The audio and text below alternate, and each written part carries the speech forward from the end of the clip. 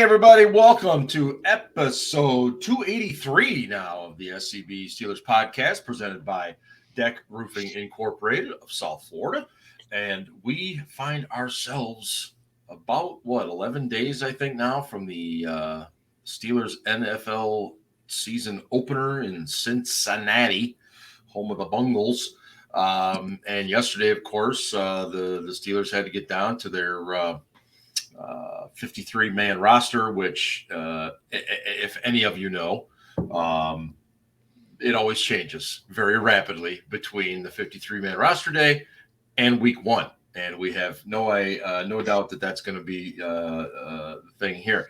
A couple of comments already from the viewers. Steelers Freak says Ben has changed, and Demon says Ben looks different. Well, yes, Ben does look different. This is the greatest trade in the history of trades that we have made. There is no player to be named later. There is no money changing hands later. This has just been a straight swap. We've brought in Ellie Finnerty, and Ben is in the desert somewhere drinking and watching really bad music, from what I understand. So we're just going to leave it at that. But great to have obviously Ryan and Ian back, but also Ellie, who's joined us for several years now on here. And so I'm excited about it. And Ellie, I'll start with you right away. Yes. Was there any surprise for you in terms of either somebody that was kept or somebody that was cut yesterday? No, nothing that was massively shocking to me. No one really shocked me. I've got to be honest. They never do anything I feel like the roster, I don't remember anybody that really stuck out to me. I did think Leglue at first, but I've heard he's now on the practice squad. So he is. Yeah. So that one, I know some people were a little bit shocked by Anthony McFarland being cut, but he's also on the practice squad, or am I wrong? No, you're correct. Yeah. So the only two people I can think of that come to mind, they're now both on the practice squad. Well, I, for one, am glad that John Leglue has stuck around. I'm sorry. Wow. I'm sorry. I'm back to work this week. The dad jokes, the puns are flying. I just had to throw it out there. I've gotten rid of it now, so I'll leave it at that. Anyway, can you dub in Ben's laugh here and there? No, that asshole's gone. We're not doing anything. Scarps, any surprises for you yesterday in terms of who was kept, who was cut? Yeah, I agree with Ellie. There wasn't anybody that I was surprised about, but I did tweet yesterday, the Steelers O-line is bad when we're questioning why John Leglue was cut. It's I mean, yeah, he's back on the practice squad, and I especially I don't know if you, so Chris Oladokin signed with the Chiefs practice squad today, and it's good. I mean, I feel like he saw that 412 area code on his phone and was like, nah, I'm good. You drafted me in the 7th round, and I literally played less than 20 snaps the whole entire training camp and whatnot. So, I mean, for Leglue, it's probably a little bit different. He's a little bit older, and he probably was like, you know what, I think this is my best chance to compete. But I'm surprised that he was an initial cut. So I wasn't surprised overall, but I'm kind of really this guy, if John Leglue isn't good enough to make the 53 off the bat based on how bad this O-line has played, yep. I guess that was more surprising to me, is wow, I thought this line was bad, but they're really bad. Yeah, that's a good way to put it. And I think a lot of people felt the exact same way when we saw him get cut. But as you and Ellie pointed out, he is back on the practice squad, and he could be on the 53 soon. All it takes is one injury or anything like that. Ian, what do you think? You got any surprise keeps, surprise cuts? So the one thing that I thought was encouraging was that they didn't put DeMonte KZ on injured reserve before cuts. So one thing that's important to remember is that in order to be able to come back from IR during the season, you have to be on the initial 53-man roster. If you go on IR before the initial cuts, you're done for the whole year.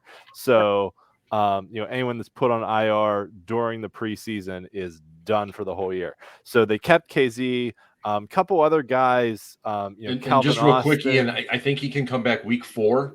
Yeah. So they changed the rule this year. It's changed like every year because of COVID. Yeah. So they changed the rule this year. Players have to be on IR at least 4 weeks, and you can only bring 8 players back per year or in a year. They could change it next year. So in this year, you can bring 8 guys back. You're allowed to bring one player back, or you're allowed to bring a player back twice, but both of those times count towards your 8 limit. Count towards the 8. Yep. Yeah. So like if someone got hurt, came back, got hurt again, they could come back a second time, but both of those would count to their 8. Right. Yeah. So some other ones, Calvin Austin may land on IR for a few weeks, depending on how his foot is. Montravius Adams, not really sure what's going on there. He hasn't really suited up since the first preseason game, so he could land on IR. But there were a couple guys like that I was kind of like, okay, they kept them. They may stick them on IR. The word kind of came out pretty quickly when Marcus Allen got cut, like, oh, they're cutting him, but they're going to bring him back, which I don't know why they would bring him back. There's better guys that got cut. That was one of my big takeaways, actually, was that they didn't give up a whole lot in either of the 2 trades they made, right? Like a conditional 7th in 2025 kind of means nothing. And then swapping a 6th for a 7th basically means nothing. But the bigger takeaway was they gave up assets to get guys who were probably going to get cut anyways. And there were better players that got cut by other teams that they probably could have got for free without giving up assets. So, I don't know. Does that come down to like money, do you think? They just didn't want to spend bigger money on some of those bigger names? It could. I mean, the thing is, with players who are still on, not veteran contracts, that they're on, rookie contracts, things like that, that when they're cut, they get put on waivers. So you have to put in a waiver claim. Like Alex Leatherwood was the popular name, right? Sure. The Bears were the only team that put in a waiver claim for him, but because it's a waiver claim and not a true free agent signing, they assume his contract that he had, which was his, first round pick rookie deal, which, as you pointed out, is more money than what it would be just to sign a guy for the veteran minimum. 8 million, right? Yeah, something like that. I think you're right about that. So, that said, the Steelers did have quite a bit of cap space available to them, so they pretty easily could have handled, a waiver claim or 2. They put a couple guys on the practice squad that, were cut by other teams. So there's that. Couple offensive linemen, but really, there's a few more moves still to be made here. We're recording this Wednesday night, so the 53 guys we have now will not be the 53 guys that go to Cincinnati on September 11th. No doubt about it. That will be changed. So we'll see how it all plays out. The Malik Reed signing or trade was fine. He's a fine backup. He had 8 sacks a few years ago, so he's an acceptable backup. He had a really good 3-cone time at his pro day, so that's something to look for. The Jesse Davis trade I didn't love. Everything I've ever seen about him likens him to a turnstile or a traffic cone, or I mean, we already have Dan Moore and Kendrick Green, so I guess he'll fit right in. We're suddenly getting like the entrance to Wally World. It's just one turnstile after another. So that was mean. In any case, just a couple of comments here. I get the concern with Austin because of his size, and there has been no reason to have a whole lot of optimism just yet because we haven't seen him, and we don't know the kind of pounding that he's going to be able to take, and so I'm just kind of like coin up in the air. Let's see what happens. And then, Big Ben's Burner jumped in, and Marcus Allen's like Zach Banner. Average player, good locker room guy. I think he's well liked. I think Danny Smith loves him on special Tomlin team. loves him for some reason. I think Tomlin loves him a lot too. And, I think, Ryan, you might be able to answer this better than me. I think Tomlin sometimes can fall in light with guys and maybe keep them around a little long. Or is that just me being a fan, or is there some truth to that? No, I mean you're not wrong. Okay. I'm trying to think of a guy that like, and I didn't know Marcus Allen, but Right. like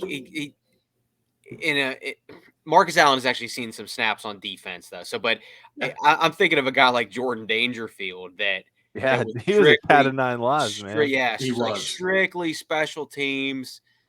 But like just a huge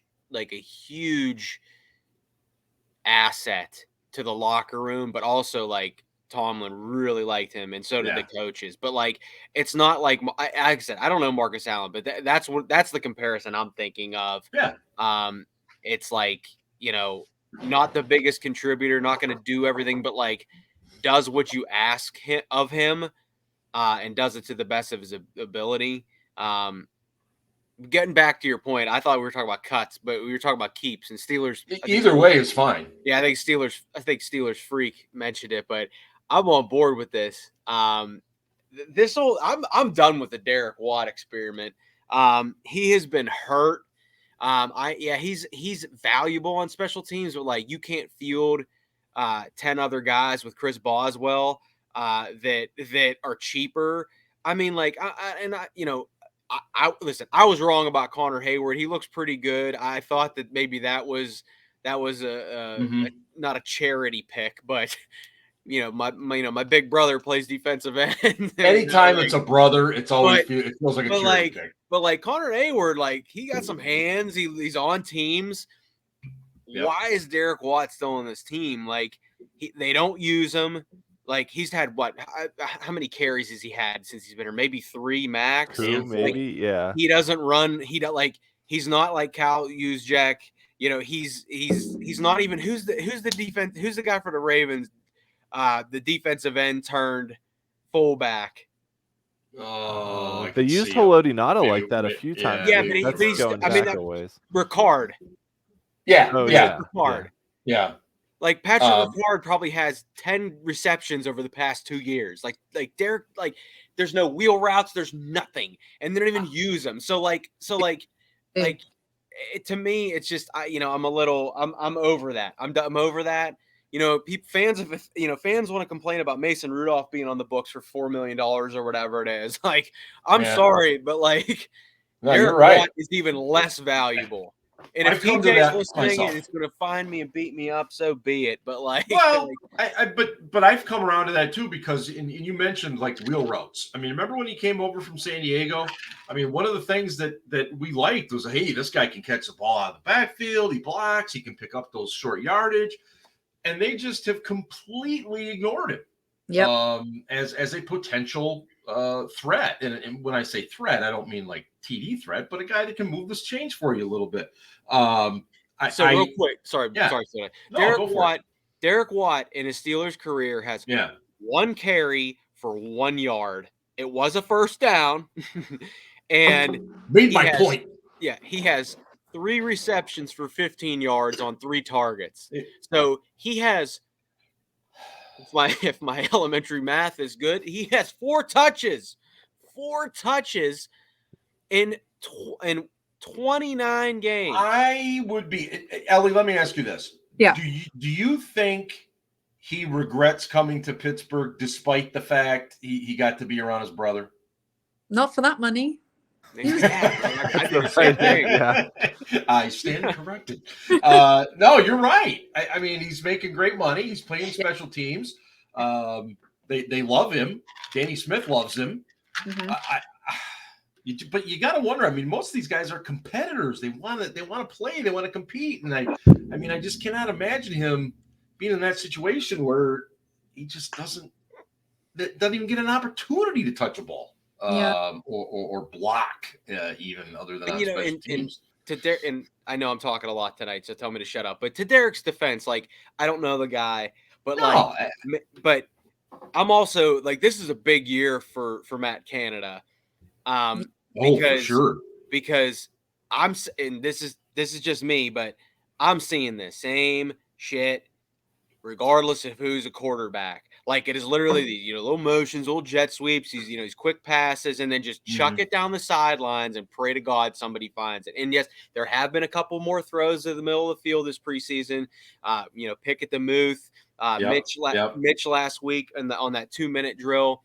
But like, to me, even if Ben was at the helm, I'm seeing a lot of the same similarities, and that does so. Maybe this isn't on Derek Watt. I don't know, but I don't think it is. But I mean, we don't know. No, Ellie, did you want to say something? Matt Canada is way over his head. Way over his head. Well, we're gonna find out quickly. I mean, because last year it was Ben's holding him back. Well, there's no Ben. We're gonna find out this year right away. The real it reminds me of that TV show, where you try to pretend you're somebody else. And will the real Matt Canada please stand up? We're gonna find out. Slim Shady? Mark had to drop a TV show reference and not go to Eminem because he's so old. So Eminem.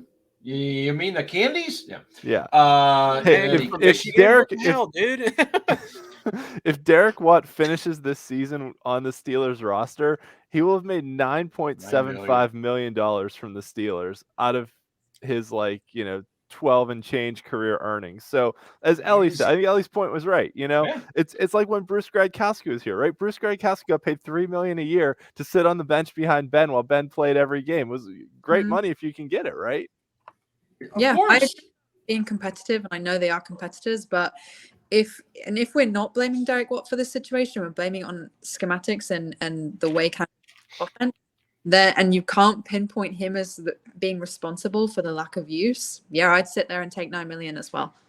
Yeah, and I think your point, Ellie, is well taken. There's a schematic thing there that we just went away from any sort of fullback stuff. We like the 11 personnel, and I guess what I would love to know is when they were sitting down with Derek Watt and they were talking about him coming to the Steelers, what did they say? You're going to get 1 or 2 carries maybe, and the rest is special teams, but we'll pay you $9 million. And your what, Ellie? And your brother's there, I'm sure. And your brother's there, yes, and come to Pittsburgh. It's a lovely city. Or TJ was like, "Yeah, my brother needs some help. Bring him here." Yeah, really. Yeah, he's a new dad. Needs the fans thought it was JJ. Remember that? Oh God, Twitter Holy was shit! All three, the whole Watt brothers are gonna be here. My God. I would have said it's happening. It's happening. It didn't. You never know. Stranger things, right? You guys know Derek Watt's the 3rd highest paid fullback in the league. That's insane. That's behind who's Jack's, right? Yeah, who's Jack's one, right? Check in Ricard for Baltimore. Yeah. Damn, I'm on fire tonight. This is good. Yeah, but I think to Ryan's point, for as little as he is used, being the 3rd highest paid fullback in the league is kind of crazy. So we should use him more. No argument. None. Yeah. But Ellie's absolutely right. It's a schematic thing. Yes. It's more Watt's usage is more on Canada than on anyone else because he's just not using them. Which is a little odd because Canada used a fullback fairly effectively at the college level. Mm-hmm. And I'm not suggesting the college level is the pro level by any stretch, but he did use a fullback pretty effectively. Just a reminder, this is the SCB Steelers Podcast presented by DEK Roofing Incorporated of South Florida. DEK serves Broward and the southern Palm Beach counties, whether it's commercial, industrial, residential, multifamily, or condos. Contact DEK Roofing today by visiting dekroofing.com. Let me switch gears just to the quarterbacks for a minute. We talked briefly about Chris Oladokun, that guy. Oladokun being one of the first guys cut, and he's now with the Kansas City Chiefs and everything. So that leaves a pretty well-paid third-string quarterback. I don't know. Ian, where do you see this quarterback thing settling out, or are we looking way too much into it? It's going to be Mitch. It's going to be Kenny and Mason. Hold the clipboard in your civilian clothes. I think Mitch is the starter, hands down, no question. Agree. I think the real interesting question is who else gets a helmet on Sunday? Yeah. Especially the first Sunday, right? Because if they really think that Pickett has surpassed Mason as the number 2, Pickett gets a helmet, Mason's a healthy scratch, doesn't dress, but is just there on the sidelines. Yep. But, one of the reasons for keeping Mason around is to have a veteran guy who kind of knows the terminology of the offense, can get you in and out of a huddle, can get you down the field and kick field goals. He's not going to score touchdowns for you. But he's not going to make mistakes. He'll kind of keep you in a game if your defense isn't sieving points to the other team. Mm-hmm. Mason's going to win games, ugly, 19-13 and 16-10 and 16 to scores 16 like that. Yeah. Scores like that. Right. Mason's not putting 21 points on the board. He's not putting the ball in the end zone 3 times. He needs a special teams or defensive touchdown to do that. And even if you look back at the 2019 season when Mason started, a lot of those games we won, we scored a special teams or defensive touchdown to get to 21 points. And the defense was incredible that year. But I think, the real interesting thing the first couple of weeks is going to be, who gets the second helmet, right? Because traditionally they only dress 2 quarterbacks. Mm-hmm. Maybe I doubt that changes this year, especially since they have 7 wide receivers on the roster right now. It'll probably be 6 by the time they go to Cincinnati. Since I'm thinking Austin goes to IR. But still, with 7 wide receivers on the roster, that gives you some options too between Gunnar Olszewski or Steven Sims as kick and punt returners.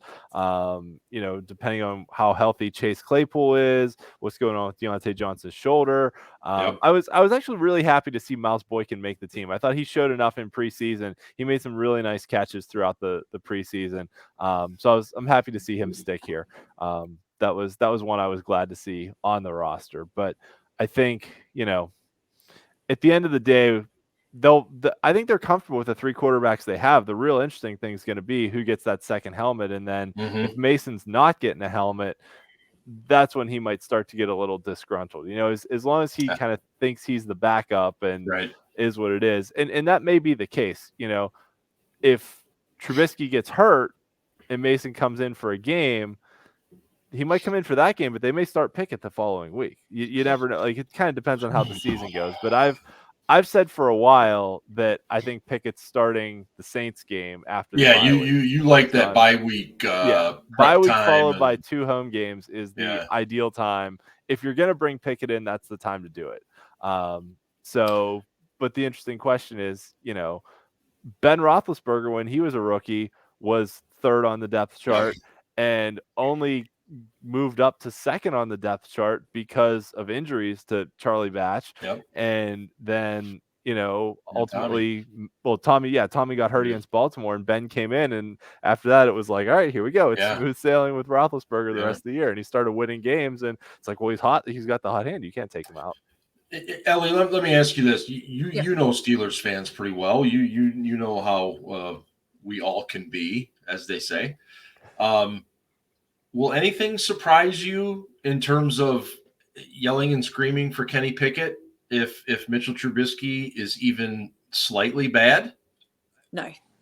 I think Mitch Trubisky makes one wrong move and he may as well change his name to Kenny Pickett because you won't be hearing it.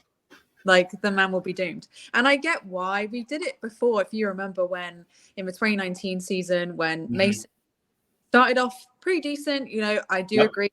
A lot of defensive touchdowns were helping us win those games. And then there was the call for duck, and it was loud, and they made a Snapchat filter for that's how extreme the love for duck got. So I think that we might be seeing similar between these two. And that's what I think is going to be fascinating, is because there's a real possibility that what could happen, and Scarps, I'll throw this to you, maybe come September 11th in Cincinnati, maybe it's Mitch and maybe it's Mason. Can you imagine people going crazy if Kenny Pickett is standing there with no helmet? What do you think? That'd be a riot. Yeah, Ellie, to your point, I agree. The week before, so Mason got killed by Earl Thomas.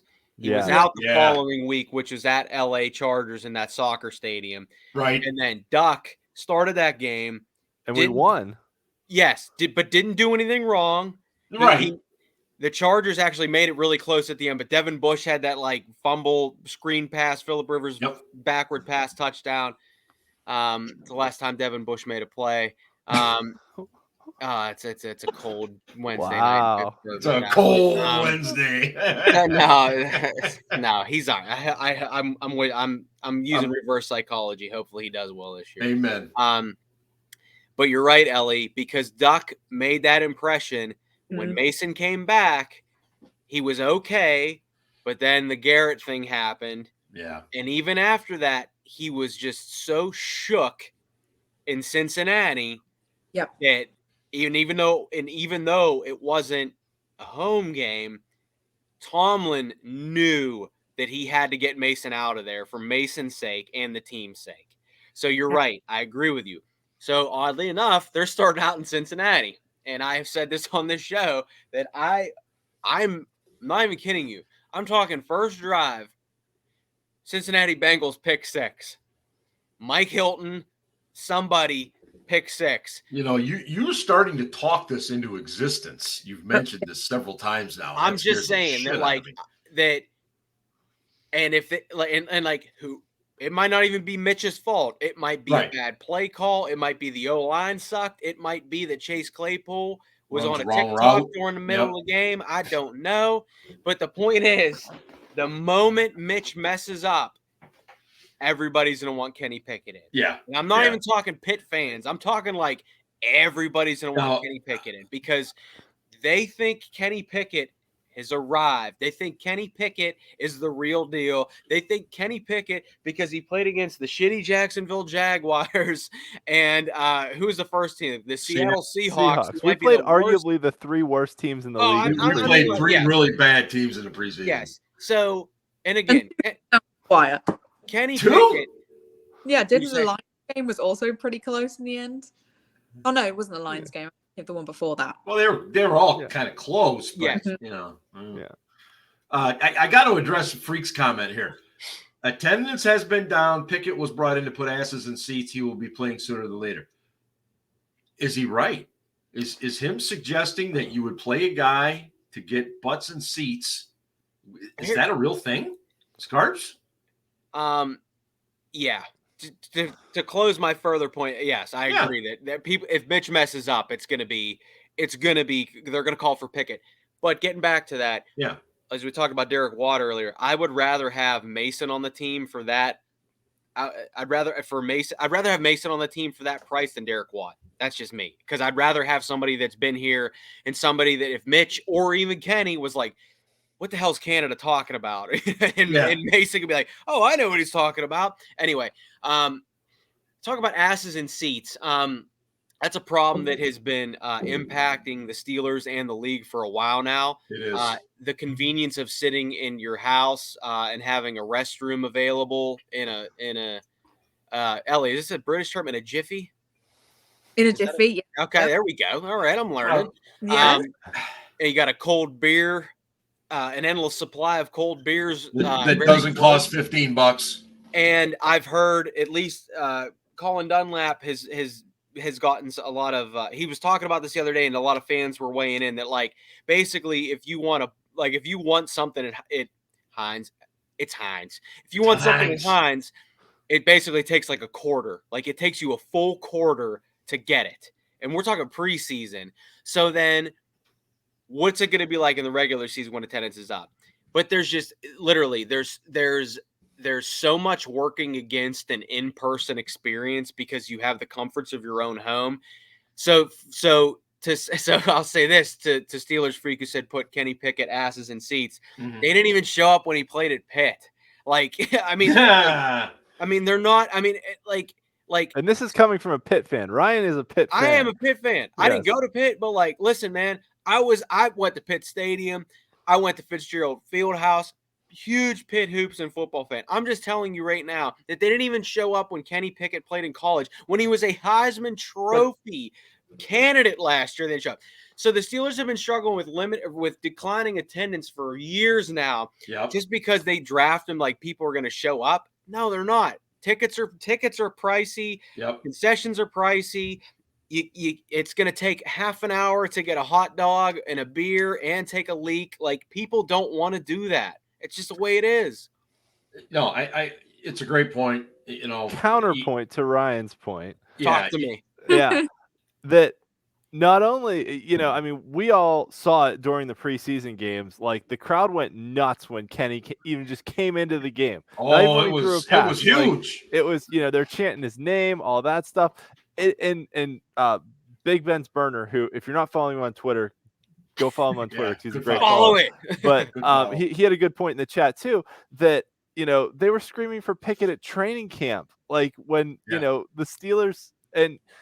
Steelers fans come from everywhere to go to training camp. I mean, I was listening to the one training camp radio show the one night, and like they had a brief interview that they did because one of the beat writers was like talking to this guy. He's like, yes, hey, where are you from? The guy's like, oh, I'm from England. I come over every year for training camp, and I try and come to 1 or 2 games. And they're like, you're from like Leeds and you come here for training? And it's like, yeah, man. So, but it's like training camp's like a pilgrimage for people. It's almost like a religious experience. And if they're chanting Pickett's name at training camp, they're chanting his name at games. I mean, he's got the fan base in his corner right now. And I completely agree with both your points that as soon as Mitch makes a mistake, people are going to be screaming for Pickett immediately. And that may not be the best long-term thing to happen, but it's what's going to happen. So I think that's a good way of saying it. And it may not even be an interception. It might just be a 3 and out. It might be a bad pass. I mean, we've all seen Mitch Trubisky throw to his left poorly. That said, he had a damn nice throw to his left to Deontay Johnson. He's had a couple now in preseason, decent throws to his left. Yeah. One good, Steel Dad, go ahead. No, you go ahead, and I'm going to do my last ad read, and then we're going to get on to over-unders. So I'm just going to say this. Let's just say Mitch doesn't have a good game in Cincinnati. Mm-hmm. Do you really want Kenny Pickett's first start in the NFL to be against Darth Vader? Because Sam Darnold was pretty highly touted coming out of college, and he said he saw ghosts. Yeah. Oh, yeah. Kenny Pickett's going to see all kinds of shit. Because Mitch Trubisky's going to see all kinds of shit. So, be careful what you wish for. I agree. Ben Anderson has joined the chat. Yeah, we have a quick comment coming in here. Mr. Ben Anderson, you guys are dicks. Listen, man, you're in the desert. Lick a toad and get on with your day's work, man. All right? What a jerk. I think you make a good point, Ryan. I do. I think what's going to happen, Trubisky could get flushed from the pocket, have 2 guys dragging from him, throw a ball, it gets deflected, it gets intercepted, and people are going to scream for Pickett, even though it's not necessarily his fault. Yeah. So I think that's just where we are. Okay. Very, very quickly here, don't forget, we are very proud to be part of the Pigskin Podcast Network and associated with DraftKings Sportsbook. And right now, download the DraftKings Sportsbook app now and use promo code TPPN and get $200 in free bets instantly when you place just a $5 bet on any football game. That's code TPPN only at DraftKings Sportsbook, an official sports betting partner of the NFL. I love football season. We get to do a little gambling. Okay. Over-unders. This is something we've done in recent years on the show. It's kind of fun. We go back, we look at it, get to kind of see he is drunk out of his mind. He thinks he's Dr. Ruth Westheimer. Holy shit. Ben is nuts. He's like at Woodstock 99 right now. Oh, he is. Debauchery and chaos. He's up there with Kid Rock. Okay.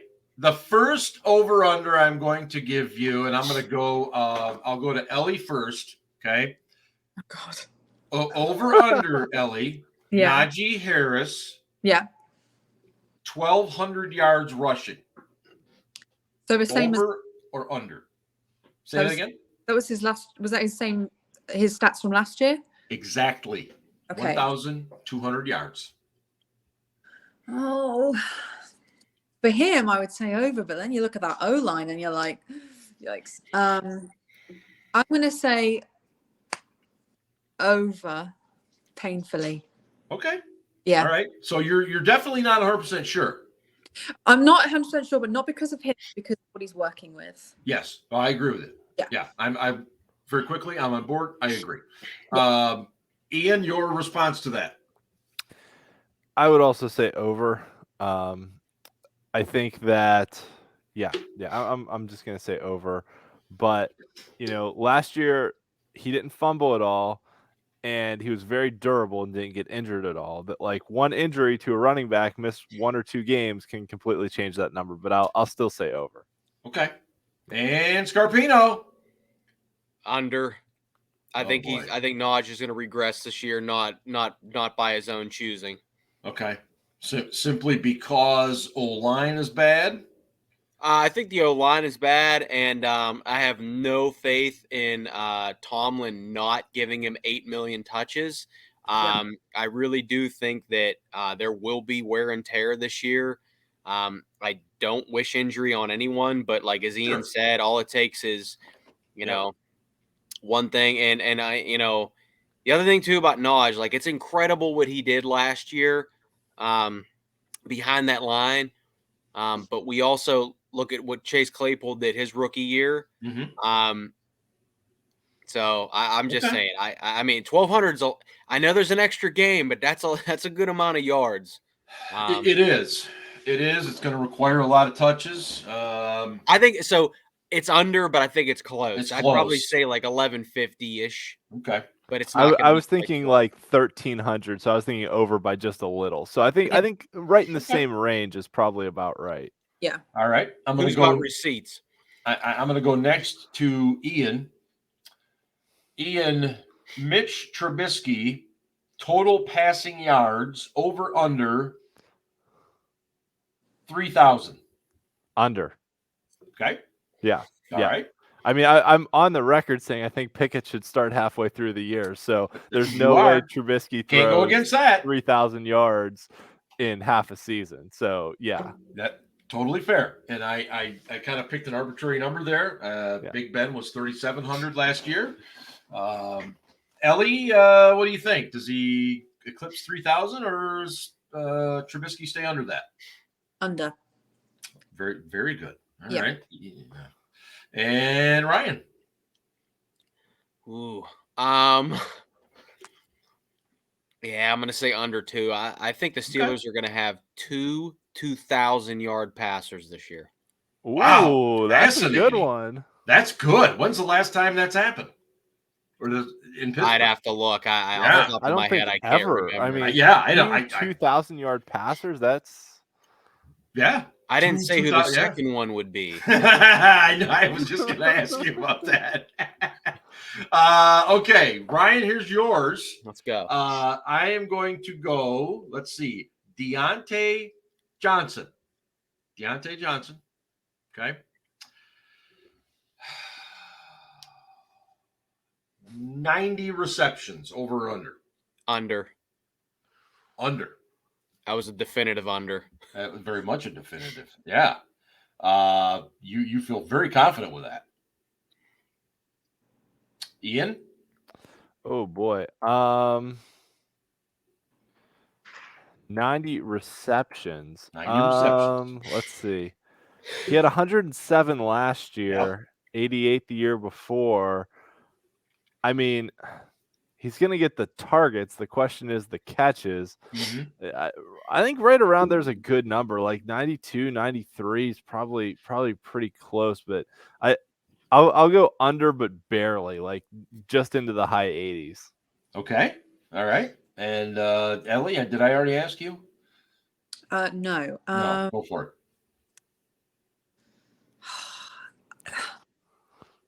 That is about 90 is sort of right on the money for where I think he might end up.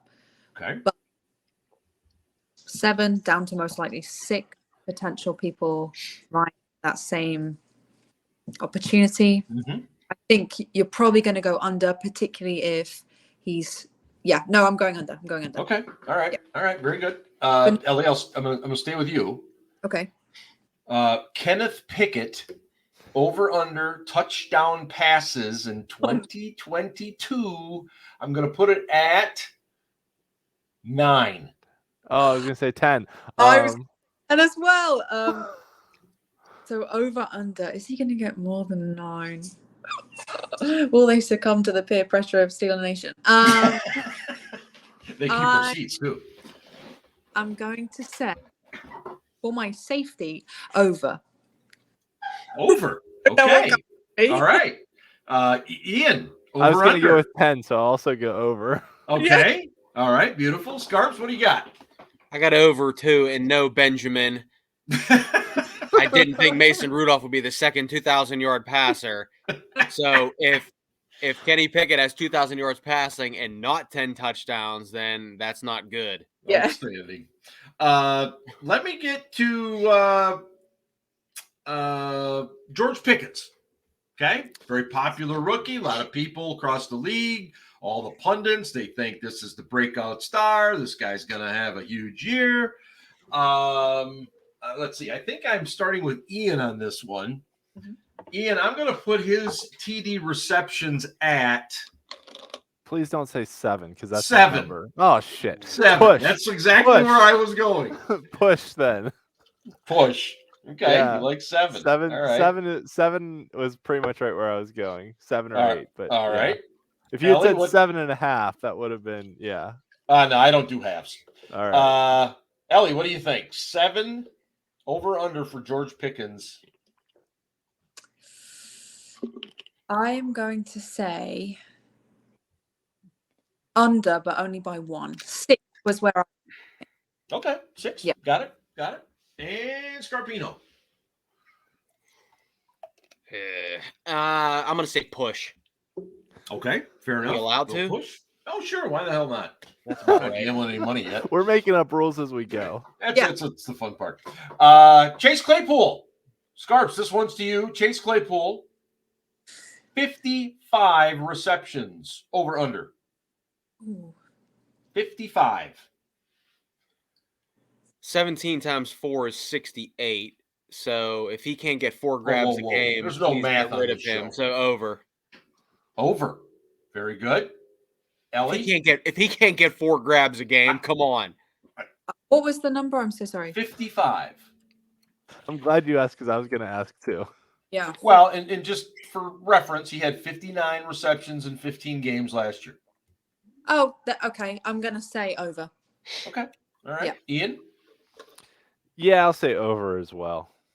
Okay. All right. That's fair. Let's go to Mr. TJ Watt. And I believe I'm back to Ellie here. I'm going to put Watt's sack total at 18. Over or under? 1 per game. That's 1 per game. And we know that he plays much better at home than he does on the road in terms of sack numbers. Yeah, Scarps had that. Scarps was all over that one. He did. Sack numbers last year, was it? Well, he ended up 22 and a half. 22 and a half. Tied the league record.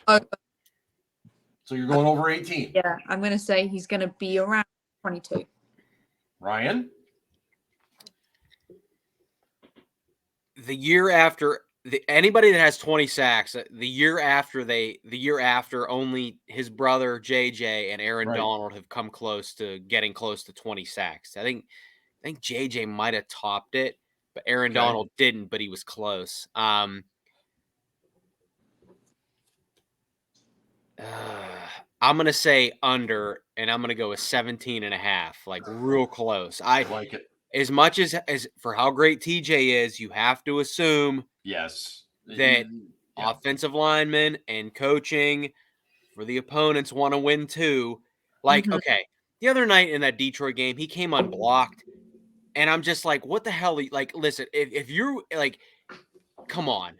Yeah. And you can't assume that he's going to be unblocked. So I'm thinking 17 and a half, which, I mean, shit, 17 and a half. still would have been the season record, Steelers single season record, because Jimmy Harrison had 16.5, I believe, in 2008. Yeah. So, like, how many times is TJ going to do it? But 17.5 is no slouch, but I think it's a little bit under. And Ian? 17.5 was my number 2, but I can't pick against TJ Watt, so I'm going to go over. Okay. Yeah, I was thinking a little under myself, right around 17 myself, but that's what Derek Watt's job is. He just whispers in his brother's ear, "You ain't shit. You need one more sack. You ain't nothing." Let's I think, where am I at here? Am I at Ian? Probably. Ian, sure. Go for it. Cam Hayward sacks over under 8.5. Ooh, over. I was going to go 9, so yeah, over. Okay. All right. Not quite to the double digits, but 9 is good. Hey, by the way, I was looking it up. Wait, I'll let other people answer this one first. Then I got something for you guys. Very good. Very good. Ryan, what do you got on Cam? 8.5, you said? I did. I'm going to tell you this. He needs to be in double digits this year, because the defense is going to run the show. So, yes, I'm going to go over. Love it. Love it. Ellie? I was going to be generous and say I'm thinking 10, so I'm going to go over, but I'd also take, what did you say, 8.5? Yes. I'd also take 8.5, but I'm still going to go over just to be generous. Love it. Love it. Yeah. Scarps, next one for you. Wait, I got something for you. Ian. I'm sorry, Ian. Go ahead. Yes. All right. Who is the last team that had 2 quarterbacks throw for 2,000 yards in a year? The last team that did it. Okay, so we're going to need a little bit of context here. What can you give us, like it happened in 2018. 2018. Carson Wentz and Nick Foles. No. Ooh. It was not. Ooh. Dolphins. No, it was Tampa Bay with Ryan Fitzmagic and Jameis Winston. See, I was thinking Fitzmagic, and I got the wrong Florida team. Okay, that's good stat. Good guess though, Ryan. But yes, it was. Okay, Ryan, here's your question. Oh, damn it, Mike. I'm pissed. Mike Tomlin challenges 1 this year. I'm going to put it at 3. 1? 3. 3. I know, 3's generous, right? Does Mike T win more than 3 challenges this year? You know, it's actually funny because I was looking at this the other day and I got distracted. He won one the other day. I was gonna look up. I was looking up active head coaches challenges. Right. Pro Football Reference. If you're not on it, please get on it. It's wonderful. Right, I got distracted. Because I wanted to see if Tomlin is as bad as we think he is, and I don't even really necessarily think I need to look too far. He's so bad. And I've actually said this for a long time now, and I know we're rambling, and I'm rambling, but no, we're doing great. We're good. You know, I've said this for a long time. Like, the Steelers the Steelers are notoriously cheap when it comes to hiring assistants and whatnot. And I'm not saying you need a coach for everything, but having someone in the booth specifically for challenges and a Tomlinism here, things of that nature, I think would be beneficial. So over 3. Okay. I'm gonna if it's at 3. I'm putting it at 3. I'm going to go push, and I'm going to go push by a miracle. Like, I'm talking like push on a 5-team parlay just to boost my odds. So I got 4 gimmies and a push for Tomlin at 3 challenges won. Got it. Ian, what do you think? I got it at 3. 3 Mike Tomlin challenge wins. So here's a fun fact that you may not know, since Ryan mentioned he was looking this up. Did you know that Mike Tomlin has a better career record on challenges than Bill Belichick? Oh, come on. Bill Belichick is 51 for 127, which is 40%. Tomlin is 36 for 84, which is 42%. So Tomlin has a better record than Bill Belichick in challenges. But what would it be if Tomlin? But what would Tomlin project to be with the same amount as Belichick? Oh, for I God's mean, at sakes. 42%. I We're mean, doing maths on this show? Come on. yeah, I My mean, head's going to you explode. still He has 40 more challenges. okay. More So Well, I mean, Tomlin can't control that. I mean, you know. Ian, give me them numbers again. Yeah, you do your little maths off there to the side. I'll post them in the chat. Anyways, but the other thing is, in the last 6 years, Tomlin has only won 3 challenges once. I lost my parlay. It's over. So I'm gonna say under. Yeah, in the last 6 years, Tomlin has won a grand total of 7 challenges. Wow. So he's been That really he is bad. just ass at that. For my soccer bettors out there, I just went the handicap draw at I mean, 3. Okay. Wow. All right. Ellie, Minka Fitzpatrick. Yes. Interceptions this year. Wait, did Ellie? Did you get the? No, she didn't say Tomlin challenges. Tomlin challenges. I'm sorry. Did you say over under? Ellie, bring it. Come on. Okay, well, I was going to say under. Then my roommate was jumping up and down. She was saying over. But now that you've heard those numbers, I stand by what I say. frightening. She stands by what she says. I think under. But sure, we'll go over.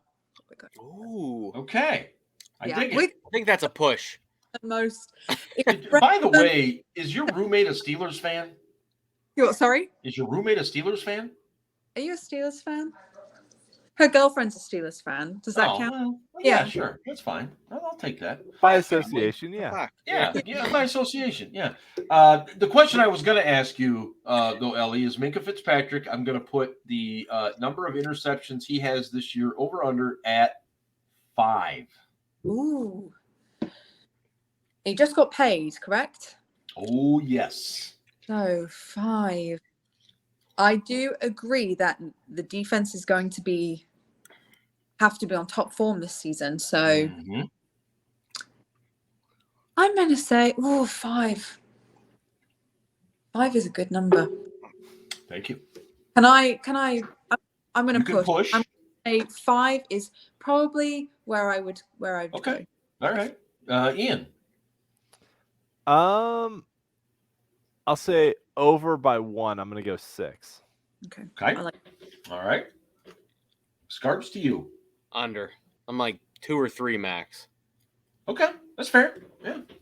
I'm wrong all the time, though, so whatever. That's why we do these. The next one. I think I'm at, where am I at here? Scarps? Scarps.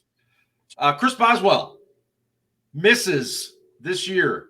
I'm going to put it at 4. Over or under? And I know it's tough because if we say 1, we're saying, over. But I want to say, I'm saying over, but I'm thinking like 29 to 34 is like really good. Like, yeah, I'm just saying, like, I know Boz is clutch and whatever, but you never know what Acrisure, what Hines can throw at you. Right. And then this is a good question. And I don't know off the top of my head. Apologies, because I hadn't studied the schedule as much. Did they have 9 home games this year? No, or 8? 9 road games. So 9 road games. Yep. Okay, so I mean, Boz is clutch, but like again, 5 misses when you kick 35 field goals to me is still really good. So I'm gonna go. I think he misses like 5 or 6. Gotcha. Ian. I'm gonna go with over because especially last year, Boz attempted a lot of over 50-yard field goals. I don't have the numbers, but I would venture a guess that he attempted more 50+ yard field goals than any other kicker in the league. I should look it up, but I don't know. But I think with whoever the quarterback is, whether it's Mitch, whether it's Pickett, whether it's Mason, he's going to attempt a lot of long field goals this year, which leads to more misses. Over 50 is a coin flip to me. Like if you're 50% from over 50 yards, like I think that's pretty damn good. Like 8 of 9 last year, Ian. From over 50. Yes. That's incredible. Like 8 of 9 from over 50 yards is incredible. Yes. Yeah. So I think he regresses a little there in the long ones. Okay. But I think part of it is that he's just going to attempt a lot of long ass field goals, and he missed 4 last year. Right. Yeah. So I went. Ellie, what do you think? I And put it at 5. What was the over under? I put it at 5. 5. Yeah. I'm gonna say. I'm gonna say under, but 4 was the number I was thinking. Okay. Very good. Very good. I'm good with that. I think you guys are thinking well on these. My next one. Let's see, Scarps. I think this one's for you, and I especially have this one for you. The number. Okay. The number is 448. All right.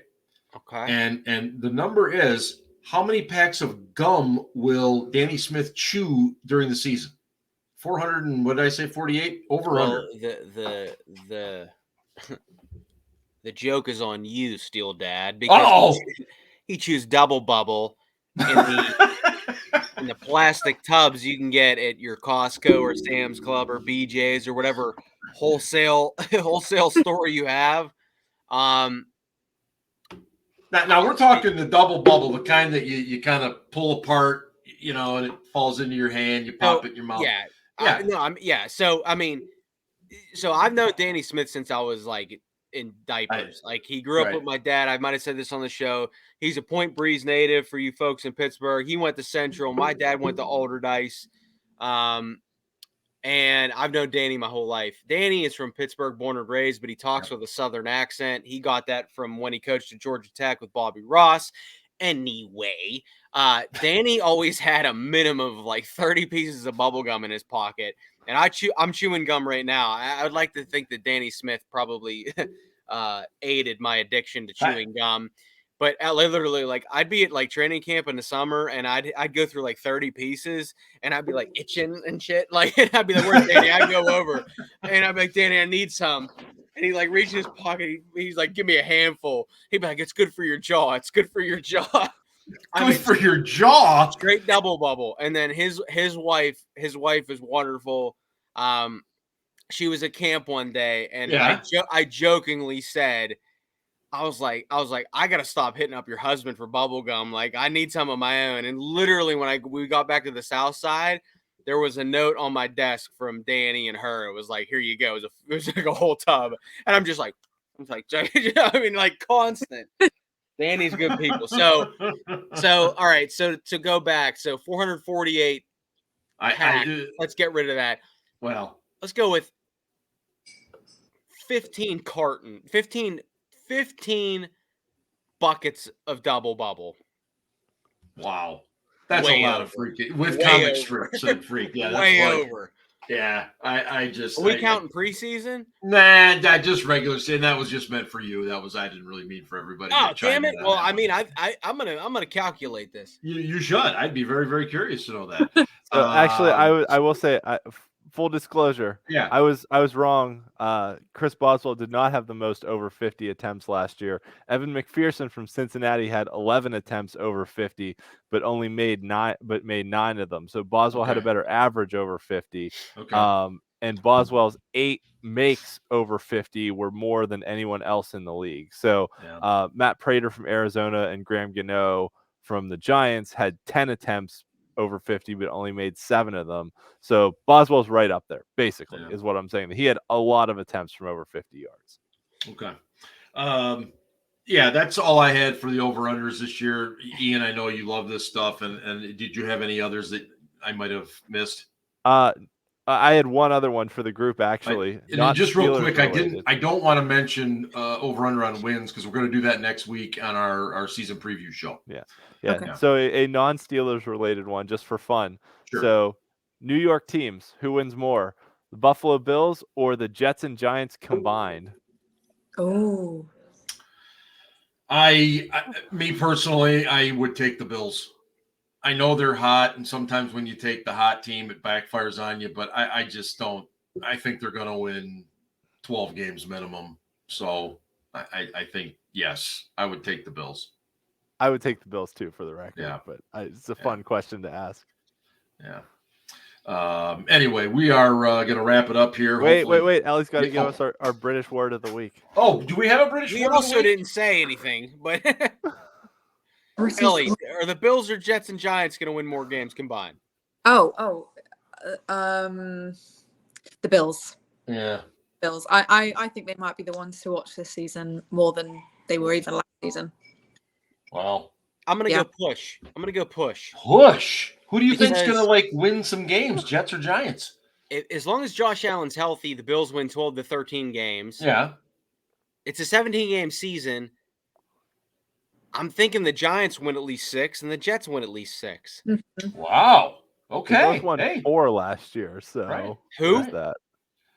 The Jets. I said they both won 4 last year. Yeah, but I mean, yeah. I still think it's going to be close. Who's got We'll have to receivers? revisit this one. Let's It's gonna be remember fun to this. revisit, but It'll be close. I'm going to let Ellie think of her British word of the day while I just mention real quickly that next week we'll have our season preview. And hopefully Ben will be sober by that time. And we'll go through our division winners, our conference champs, our Super Bowl winners, all that kind of good stuff as we get ready for the Steelers and Bengals coming up on September 11th from Cincinnati. And anyway, Ellie, do we have a word? God, I can never think of one, and we're also live. You've got to be careful. No, you don't have to be careful. No, This is you don't. totally rated R. I've already told don't. YouTube this is R rated. Now, by the way, what was the word last time you were on? I loved it. It was. Oh my God! not what? boondoggle. It was like cod. Codswallop. There it is. Yes, Cod shit. codswallop. There it is. There. All right, now we can't use that one, obviously. Was last week's word. Yeah. New word. So Ellie, what were they screaming in Newcastle today when Liverpool scored at like 90+8? Whatever that was, which should be our word. It wouldn't just be R-rated. That would be, there'd be fines for that. There would Oh be boy. the things that you hear at football games. I went to a soccer game when I was in uni. When I was at uni, I went to a soccer game with my dad, and I was like, oh, so much fun. And I'd been to them before, but like, I guess you black out and you just don't think about how bad it was. And the person behind me, it was threatening. And I was like, oh my God. And he was on our side. And the things he was saying about our players were things that I'm like, God, sir, that is awful. That's a grown man with a family. And he was saying things that were just awful. And at the end, he shakes my hand, good game, and walks home. I was like, what is going on? But that's fascinating though, just because that's what they do. They yell, they scream, they make threats, they threaten violence, and at the end of the game, hey, good game. We'll see you next week. It's hilarious to me. In the NFL, if we're doing that, we're going to have some kind of fight in the parking lot for 3 hours. I mean, people can't leave it alone. All right, so no word this week? Our word this week will be... Do you know what, actually? This one, okay, so everyone knows this word, but no one pronounces it correctly, and it really bothers me. The word is twat. Yes. Not twat. I don't know where this comes from. Twat. That twat is like is someone who's really smart, like a SWAT. Someone is being like nerdy. I've never used it that way. Now you're saying TWOT?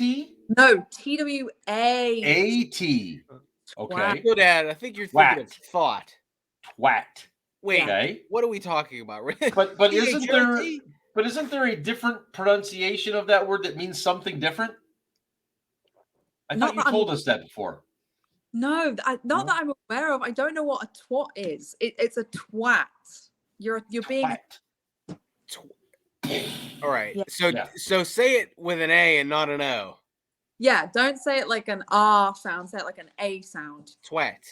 Wow, what a twat. What a twat. And don't say the last T. Just like cut that off. What a twat. What a twat.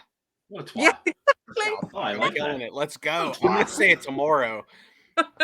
See, Skirps, your challenge should be to use that and codswallop in the same sentence. Now that would be something. Oh my gosh. And you could. Well, it's what I talk called swallow. What a twat. Anyway, thanks everybody for jumping on the live show, and thanks everybody for listening or watching, whatever your choice is. Like I said, we'll be back next week with big time Steelers preview and NFL preview and all that stuff as we get ready for the opener. Best of luck to Ben finding his way out of the desert tonight. And thank you to Ellie, Ryan, and Ian. And thanks to everybody out there. This is Steel Dad signing off on the SCB Steelers Podcast presented by DEK Roofing Incorporated of South Florida. And hey, go Steelers. In honor of Ben, the Ravens suck. Here we go.